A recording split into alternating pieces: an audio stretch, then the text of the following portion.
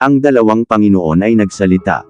Isayas Kapitulo 44 versikulo 6. Ganito ang sabi ng Panginoon, ng Hari ng Israel, at ng kanyang manunubos, na Panginoon ng mga hukbo, ako ang una, at ako ang huli, at liban sa akin ay walang Diyos.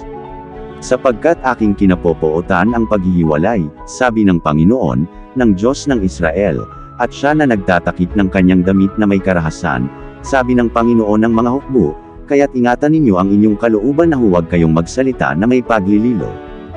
Bagaman dalawa ang nagsasalita na Panginoon ngunit sila ay iisa. Unang Korinto Kapitulo 12 versikulo 5. At may iba't ibang mga pangangasiwa, datapwat iisang Panginoon. Ito ang manunubos na Panginoon ng mga hukbo, ang Ama.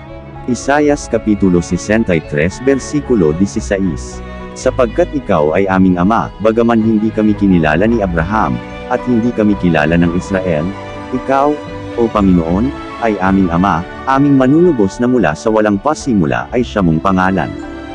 Ito naman ang Panginoon na Hari ng Israel, ang Anak. Ang unang pagpapakilala. Juan Kapitulo 12 versikulo 12 hanggang 13. Nang kinabukasan ng isang malaking karamihan na nagsiparoon sa pista.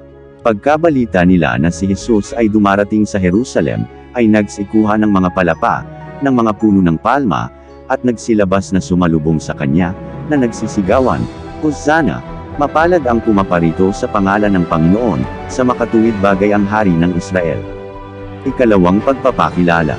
Juan Kapitulo 1 versikulo 48 hanggang 50. Sinabi sa kanya ni Natanael, saan mo ako nakilala?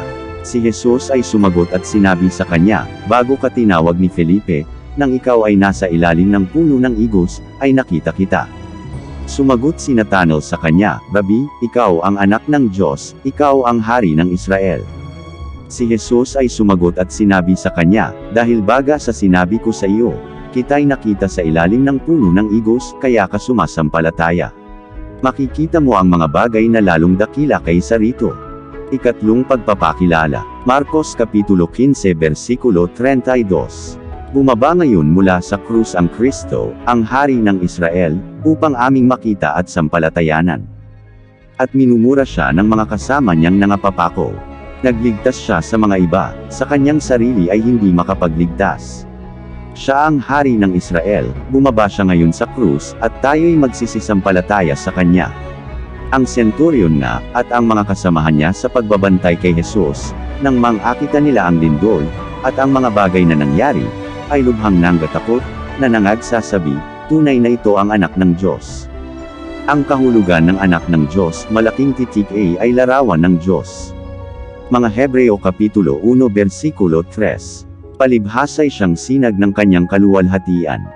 At tunay na larawan ng kanyang pagka-Diyos, at umaalalay ng lahat ng mga bagay sa pamamagitan ng salita ng kanyang kapangyarihan, ng kanyang magawa na ang paglilinis ng mga kasalanan, ay lumuklok sa kanan ng karangalan sa kaitaasan.